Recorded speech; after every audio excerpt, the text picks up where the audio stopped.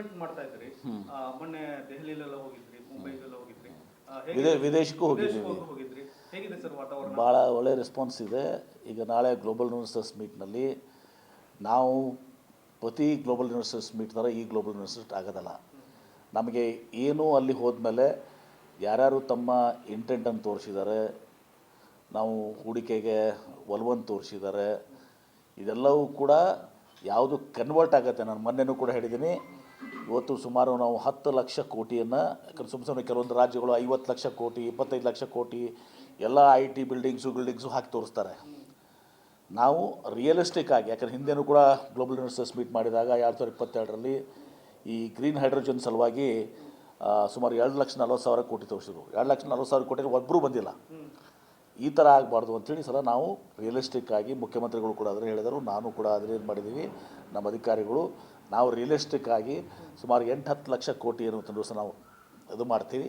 ಅದೆಲ್ಲವೂ ಕೂಡ 80% of that will be converted into investments. ಆ ಥರ ನಾವು ಕೆಲಸ ಮಾಡ್ತಾಯಿದ್ದೀವಿ. ಎಲ್ಲ ಕಡೆ ಒಳ್ಳೆ ರೆಸ್ಪಾನ್ಸ್ ಬಂದಿದೆ. ನಮ್ಮ ಹೊಸ ಇಂಡಸ್ಟ್ರಿಯಲ್ ಪಾಲಿಸಿನೂ ಅನ್ವೀಲ್ ಮಾಡ್ತಾಯಿದ್ದೀವಿ. ನಾವು is of doing business single window clearance ಏನಿದೆ ಅದನ್ನು ಕೂಡ ಅನ್ವೀಲ್ ಮಾಡ್ತಾಯಿದ್ದೀವಿ. ನಮ್ಮ IKF ರೀಕನ್ಸ್ಟ್ರಕ್ಷನ್ ಮಾಡಿದ್ದೀವಿ, ಅದನ್ನು ಕೂಡ ಮಾಡ್ತಾಯಿದ್ದೀವಿ.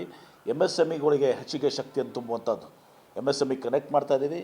ಆಮೇಲೆ ವೆಂಚುರೈಸ್ ಅಂಥೇಳಿ ಸ್ಟಾರ್ಟಪ್ ಚಾಲೆಂಜಸನ್ನು ಇಂಡಸ್ಟ್ರಿದಿಂದ ಪ್ರಾಬ್ಲಮ್ ತೊಗೊಂಡು ಅದನ್ನು ರಿಸಾಲ್ವ್ ಮಾಡಲಿಕ್ಕೆ ಈ ಸ್ಟಾರ್ಟಪ್ಸ್ಗೆ ನಮ್ಮ ರಾಜ್ಯ, ರಾಷ್ಟ್ರ, ಅಂತಾರಾಷ್ಟ್ರೀಯ ಎಲ್ಲ ಭಾಗವಹಿಸಿ $1 ಲಕ್ಷ ಪ್ರತಿ ಒಂದು ಇದಕ್ಕೆ, ಮಷಿನ್ ಟೂಲ್ಸ್ಗೆ $1 ಲಕ್ಷ, ಏರೋಸ್ಪೇಸ್ ಆ್ಯಂಡ್ ಡಿಫೆನ್ಸ್ಗೆ $1 ಲಕ್ಷ ಮತ್ತು ನಮ್ಮ EV ಆ್ಯಂಡ್ ಆಟೋಮೊಬೈಲ್ $1 ಲಕ್ಷ. ಇದೆಲ್ಲನೂ ಕೂಡ ಪ್ರೈಸ್ ಮನಿ ಇಂಡಸ್ಟ್ರಿದವ್ರು ಕೊಡ್ತಾರೆ, ಕಂಪ್ನೀಸ್ ಕೊಡ್ತಾರೆ, ಸ್ಪಾನ್ಸರ್ ಮಾಡ್ತಾರೆ. ಹೀಗೆ ಒಂದು ವಿಭಿನ್ನ ರೀತಿಯಲ್ಲಿ ದಿವಸ ನಾವು ಇದನ್ನು ಮಾಡ್ತೀವಿ. ಇದಲ್ಲದೆ ಇಂಡಸ್ಟ್ರಿಯಲ್ ಪಾಲಿಸಿಯಲ್ಲಿ ಎಂಪ್ಲಾಯ್ಮೆಂಟ್ಗೂ ಕೂಡ ನಾವು ಇನ್ಸೆಂಟಿವ್ಸ್ ಕೊಟ್ಟಿದ್ದೀವಿ. ವುಮನ್ ಎಂಪ್ಲಾಯ್ಮೆಂಟ್ಗೆ ಅಡಿಷ್ನಲ್ ಇನ್ಸೆಂಟಿವ್ ಕೊಟ್ಟಿದ್ದೀವಿ. ನಂಜುಂಡಪ್ಪ ವರದಿ ಈಗೇನು ಡಿಸ್ಟ್ರಿಕ್ಟ್ ವೈಸು ಜೋನ್ ಇದೆಯಲ್ಲ ಅದನ್ನೆಲ್ಲನೂ ಮೇಂಟೈನ್ ಮಾಡಿ, ಆ ಇನ್ಸೆಂಟಿವ್ ಮೇಂಟೈನ್ ಮಾಡಿ, ನಂಜುಂಡಪ್ಪ ವರದಿಯಲ್ಲಿ ಏನು ಮೋಸ್ಟ್ ಬ್ಯಾಕ್ವರ್ಡ್ ಇದೆಯಲ್ಲ ಅದಕ್ಕೆ ಅಡಿಷ್ನಲ್ ಆಗಿ 5% ಇನ್ಸೆಂಟಿವ್ ಕೊಡ್ತಾಯಿದ್ದೀವಿ. ಇದೆಲ್ಲವೂ ಕೂಡ ಆಗ್ತದೆ. ಕಾದು ನೋಡಿ ಜನರ ಗ್ಲೋಬಲ್ ಇನ್ವೆಸ್ಟರ್ಸ್ ಮೀಟ್ನಲ್ಲಿ. ಬಿಯಾಂಡ್ ನಂಜುಂಡಪ್ಪ ವರದಿಯಲ್ಲಿ ಬೆಂಗಳೂರು ಬರ್ತದೆ. ನಂಜುಂಡಪ್ಪ ವರದಿ ಬೆಂಗಳೂರು ಬರ್ತದೆ.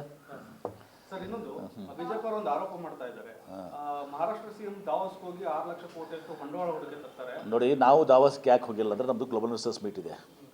ಅಲ್ಲಿನೂ ಎಲ್ಲರಿಗೂ ಭೇಟಿಯಾಗೋದು ಮತ್ತು ಇಲ್ಲೆಲ್ಲರಿಗೂ ಭೇಟಿಯಾಗೋದು ಅದು ಡಿವೈಲಿಟಿ ಆಗುತ್ತೆ. ಅದಕ್ಕೆ ಈ ಸಲ ನಾವು ದಾವೋಸ್ನಲ್ಲಿ ಭಾಗವಹಿಸಿಲ್ಲ.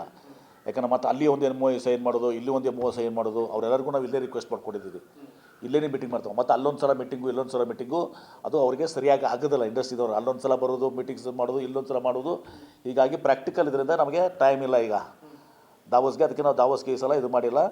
ನಾವು ಇಲ್ಲಿ ಆ ದಾವೋಸ್ನಲ್ಲಿ ಏನು ಮಾಡಬೇಕಾಗಿದೆ ಅದೆಲ್ಲನೂ ಕೂಡ ಇಲ್ಲೇ ಆಗ್ತದೆ ಒಂದು ದಿವಸ. ಬಿಜೆಪಿ ಕಾಲದಲ್ಲಿ ಕೂಡ ಗ್ಲೋಬಲ್ ಇನ್ವೆಸ್ಟ್ಮೆಂಟ್ ಆಯಿತು, ಅದು ಎಷ್ಟರ ಮಟ್ಟಿಗೆ?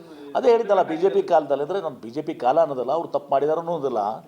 2022ರಾಗಿ ಏನು ಹೂಡಿಕೆ ಏನು ಇನ್ವೆಸ್ಟ್ಮೆಂಟ್ ಏನು ಬರ್ತಾರೆ, MOU ಸೈನ್ ಮಾಡ್ತಾರೆ, MOU ರಿಯಾಲಿಟಿ ಆಗಬೇಕು. ಸುಮ್ಮನೆ ನಾವು 50 ಲಕ್ಷ ಕೋಟಿ MOU ಸೈನ್ ಮಾಡಿದ್ದೀವಿ ಅಂಥೇಳಿ 5,000 ಕೋಟಿ ಬಂದರೆ ಅದು ಸರಿಯಾದಲ್ಲ. 80% ಕನ್ವರ್ಷನ್ ಆಗಬೇಕು, 75 to 80%. ಹಿಂದೆ 2022 ಗ್ರೀನ್ ಹೈಡ್ರೋಜನ್, ನಮ್ಮ ಗ್ರೀನ್ ಹೈಡ್ರೋಜನ್ಗೆ ಇನ್ನೂ ಇವ್ಯಾಕ್ಯೂಯೇಷನ್ ಫೆಸಿಲಿಟೀಸ್ ಇಲ್ಲ. ಅದಕ್ಕೆ ನಾವಿನ್ನೂ ನಮ್ಮ ಹತ್ರ ಏನಿದೆಯಲ್ಲ ಭಾಳಷ್ಟು ಇನ್ಫ್ರಾಸ್ಟ್ರಕ್ಚರ್ ಕ್ರಿಯೇಟ್ ಆಗಬೇಕಾಗಿದೆ. ಅಂಥ ಸಂದರ್ಭದಲ್ಲಿ ನಾವು 2,40,000 ಕೋಟಿ ಸೈನ್ ಮಾಡಿದ್ವಿ ಗ್ರೀನ್ ಹೈಡ್ರೋಜನ್ ಒಂದೇ. ಆ ಗ್ರೀನ್ ಹೈಡ್ರೋಜನ್ ಇವತ್ತು $1 ಬಂದಿಲ್ಲ. ಇಂಥ ತಪ್ಪುಗಳಾಗಬಾರ್ದು.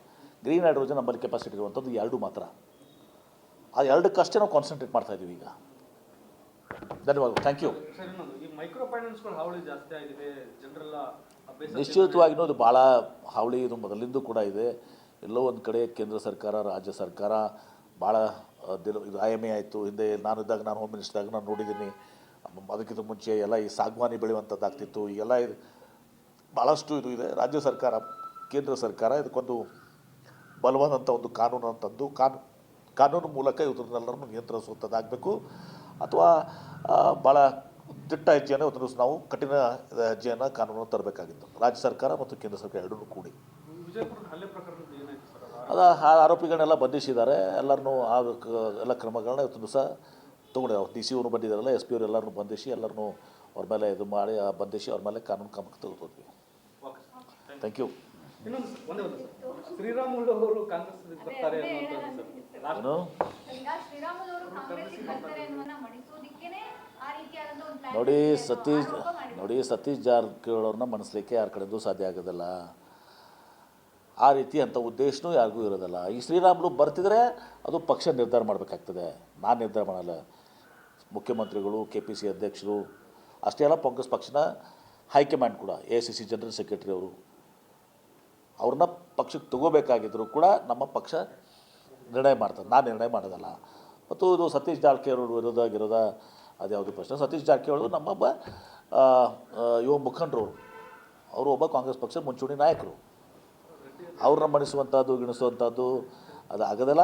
ಮತ್ತು ಅಂಥ ಉದ್ದೇಶನೂ ಕೂಡ ಯಾರಿಗೂ ಇಲ್ಲ, ಅವ್ರು ಮಣಿಸ್ಬೇಕಂತ ಉದ್ದೇಶನೂ ಯಾರಿಗೂ ಇಲ್ಲ. ಸುಮ್ಮನೆ ಇದೆಲ್ಲನೂ ಕೂಡ ಈ ಮಾಧ್ಯಮ ಸೃಷ್ಟಿ ಇದೆಲ್ಲ. ಆ ರೆಡ್ಡಿ ಅದು ಪೊಲಿಟಿಕಲ್ ಸ್ಟೇಟ್ಮೆಂಟು, ಯಾಕಂದರೆ ಅವ್ರಿಗೆ ರೆಡ್ಡಿಗೂ ಅವ್ರಿಗೆ ಆಗ್ತಾ ಇಲ್ಲಲ್ಲ, ಅದಕ್ಕೆ ರೆಡ್ಡಿ ಅದನ್ನು ಅವ್ರಿಗೆ ಶ್ರೀರಾಮುಲು ಇದನ್ನು ಮಾಡಬೇಕು ಅಂತೇಳಿ ಅವ್ರವ್ರ ಫೈಟ್ನಲ್ಲಿ ಇದನ್ನು ರೆಡ್ಡಿಯವರು ಹರಿದು ಬಿಟ್ಟಿದ್ದು. ರೆಡ್ಡಿಯವರೇ ಕಾಂಗ್ರೆಸ್ ಸೇರ್ತಿರ್ಬೇಕು, ಆದ್ರೆ ಕಾಂಗ್ರೆಸ್ ಸೇರಿಸ್ಕೊಳ್ಳೋದಲ್ಲ ಅವ್ರನ್ನ,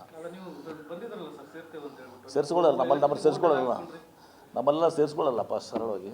ಪಕ್ಷದ ಹೈಕಮಾಂಡ್ ನಿರ್ಧಾರ ಮಾಡ್ತದೆ. ಅವ್ರ ವಿರುದ್ಧೆಲ್ಲ ಹೋರಾಟ ಮಾಡಿದ್ದೀವಿ. ನನಗೆ ಗೊತ್ತಿಲ್ಲ ಊಟ ಹಾಕಿದಾರ ಇಲ್ಲ ಅಂಥೇಳಿ. ಊಟನ ತೋರಿಸಿ ಹಾಕ್ತಾರಾ? ಆಯಿತು, ಒಂದು ಊಟ ಹಾಕಿರ್ಬೋದು, ಹಾಕಿದಾರೆ ಗೊತ್ತಿಲ್ಲ ನಮಗೆ. ಗ್ಯಾರಂಟಿ ನ್ಯೂಸ್, ಸುದ್ದಿ ಖಚಿತ, ನ್ಯಾಯ ನಿಶ್ಚಿತ.